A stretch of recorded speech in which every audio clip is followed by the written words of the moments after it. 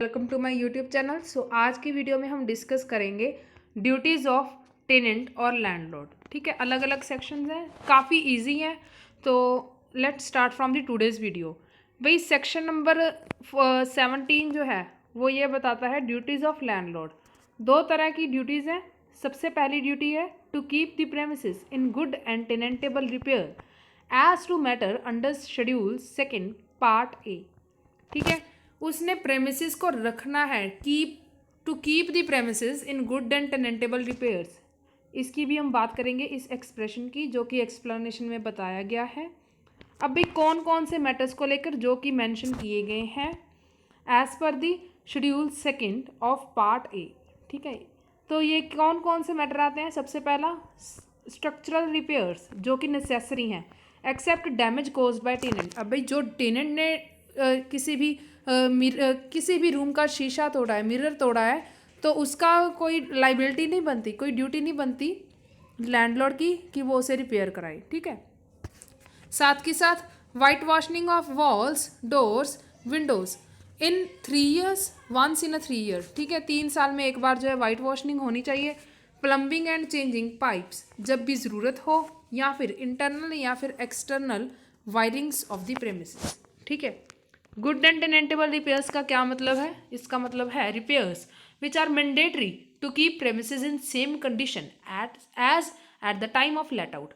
अब भाई जब मैंने एज अ लैंडलॉर्ड आपको टेनेंट को प्रॉपर्टी दी, प्रेमिसेस दी, तो मैं यही उम्मीद करूंगी कि आप जब आपकी टर्मिनेशन होगी या फिर आपकी एविक्शन होगी तो मुझे वो प्रेमिसेस उसी कंडीशन में वापस मिले जिसी कंडीशन में मैंने आपको दी थी। तो इसी चीज़ को हम कहते हैं गुड एंड टेनेंटेबल रिपेयर्स। ठीक है, तो इसमें except normal wear and tear. भाई नॉर्मल वेयर एंड टेयर में क्या इंक्लूड होता है। Those damages which are expected to be done to premises by the reason of property ages. अब भाई अगर आपको पता है कि आपने वुड फ्लोर लगाया है तो उस पर स्क्रैच आएंगे। क्यों? क्योंकि उस प्रॉपर्टी को यूज़ किया जा रहा है। ठीक है, तो उस केस में जो है ये नॉर्मल वेयर एंड टेयर में इंक्लूड होगा and good and tenantable repairs में नहीं आएगा। ठीक है, तो अगली ड्यूटी हम देखते हैं क्या है। Duty to make repairs as per matter specified under schedule second part A. अब भाई आप कहोगे यहाँ पे भी मैम सेम शेड्यूल आ गया।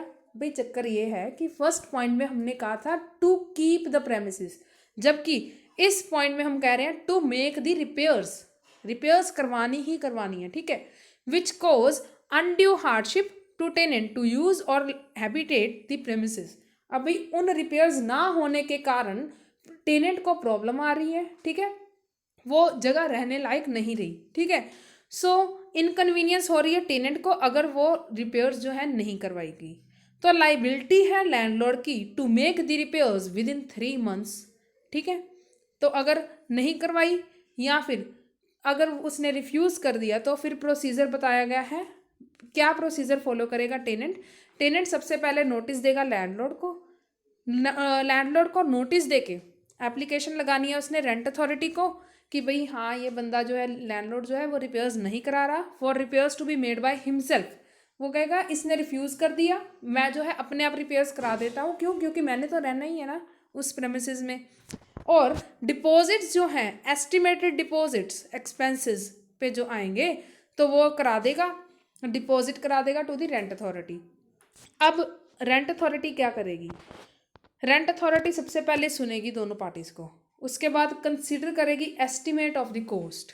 ठीक है, एस्टिमेट जब उसने लगा लिया कॉस्ट का तो फिर इंक्वायरी कराएगी एज टू द एस्टिमेट कि क्या वो सफिशेंट है भी कि नहीं। ये ना हो कि वो ज़्यादा बता रहा हो कि हाँ मैंने तो पैसे हेंटने हैं लैंडलॉर्ड से, नहीं, प्रॉपर रीजनेबल होने चाहिए।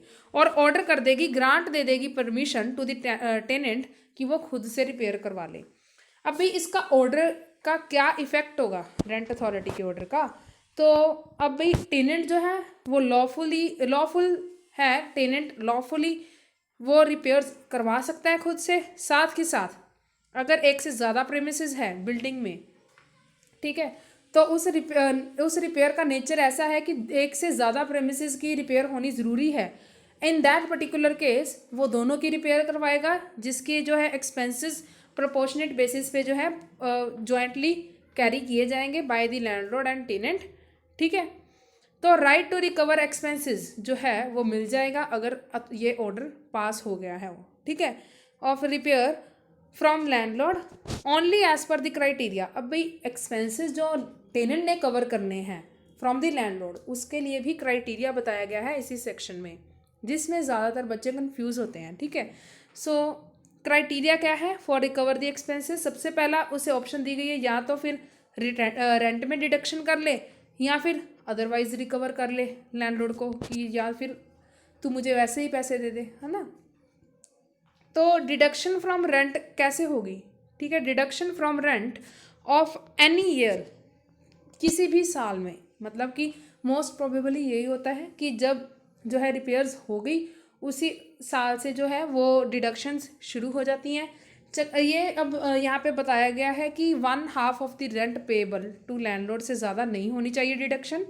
भाई अगर 20,000 रुपया कॉस्ट आई तो फिर रेंट पर एनम जो है वो 30,000 है, ठीक है, तो उसका वन हाफ क्या होगा? 15,000 रुपये, ठीक है। अब अभी भी 5,000 रुपये बचे हैं, उसके लिए भी उसके लिए भी प्रोविज़न है इसी सेक्शन में, जो कि for the remaining amount deduction होगी from the next year rent, अगले साल के रेंट में, not exceeding 25% of rent payable per month to landlord. यहाँ पे पर ईयर था, यहाँ पे पर मंथ है, ठीक है। अब भाई 2500 मान लो पर मंथ, इसी एग्जाम्पल को लेकर चलते हैं, रेंट है, ठीक है, 2500।